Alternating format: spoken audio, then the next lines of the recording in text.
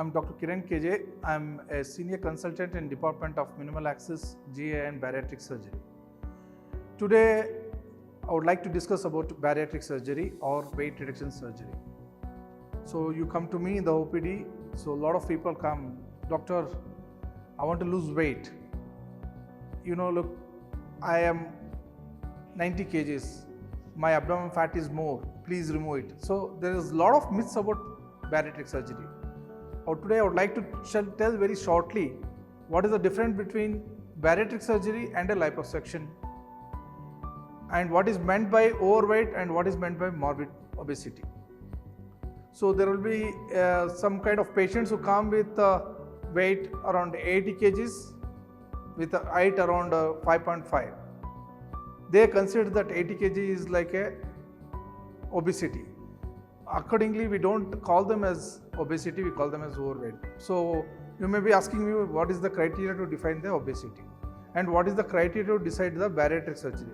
Why not we go for bariatric surgery straight away instead of liposuction, or why can't we go only for liposuction or instead of bariatric surgery? Basically, both the entities are different, and there is a lot of confusion among general public about bariatric surgery and liposuction. They are totally different things done by different specialities. So I am a bariatric surgeon. I focus on weight reduction surgery, which is done by laparoscopy. Liposuction is done by a plastic surgeon, and the indications are different.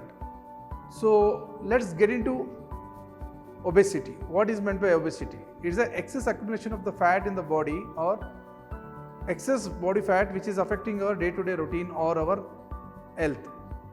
So how do you calculate this obesity? We calculate obesity by measuring weight divided by height in meter square. So normally the normal BMI is between 18 to 24. Anything between 25 to 30 is called as overweight. Anything between 31 to 35 is called as grade 1 obesity. Anything between 36 to 40 is called as grade 2 obesity. Anything more than 40 is called as morbid obesity. So this is how we categorize the patient and educate the patient where they stand. So once we categorize the patient, we should get into their details, like we need to ask about their routine, their diet pattern, their exercise pattern, their family history, and the personal diet habits or personal habits. So basically, if the patient falls into category of BMI 25 to 30, you call it as overweight, and we usually recommend diet and exercise regime for them to reduce the weight. And anybody in grade 1 obesity, that is 31 to 35, we usually first step we go is conservative, that is called as diet and exercise.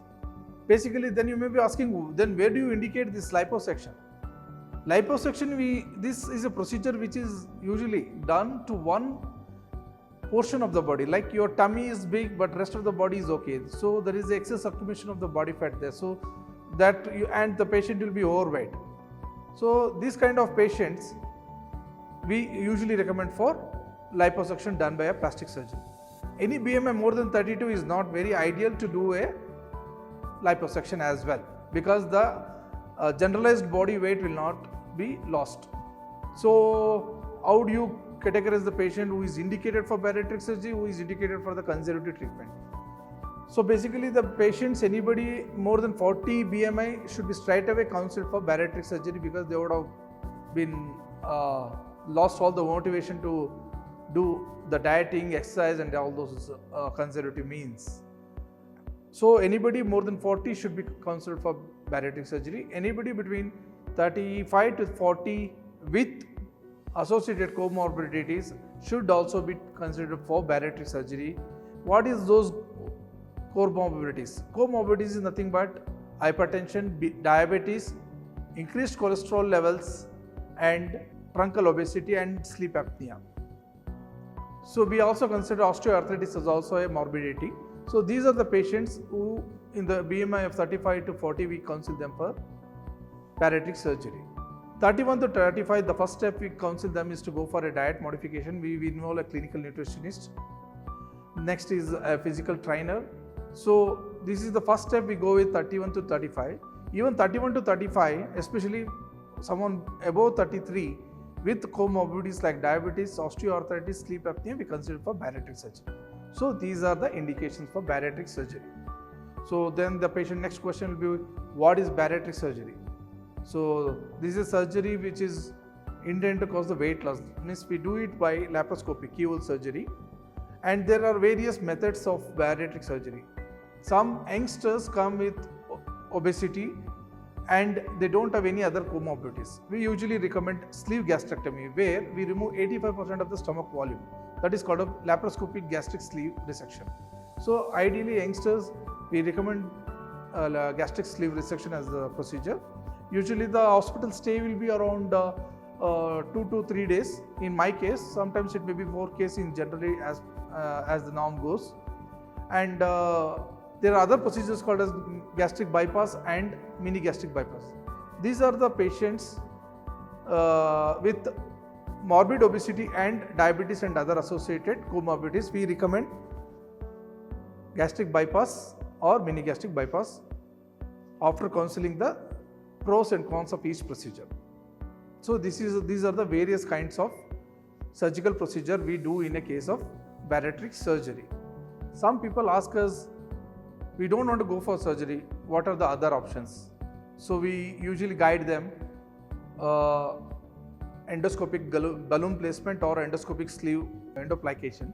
These are the newer methods in the endoscopic way of approaching the weight management. But usually the best results I personally feel is delivered by surgery, bariatric surgery, and we usually have a very much clarity on what procedure to be applied to the what kind of patients. We will explain every procedure to them, and wherein they fit, we will do the needful surgery. So this is about the bariatric surgery, and there are a lot of questions. A lot of people have myths that bariatric surgery is something endangering the life. They take a lot of examples. No, I'd like to break the myth. There is nothing like that. It is one of the safest procedure. The operative mortality is less than 1% worldwide. So 1% can be a factor which is very negligible, and patients should not be worried about it too much. Basically, this has got a very, very, very safe procedure.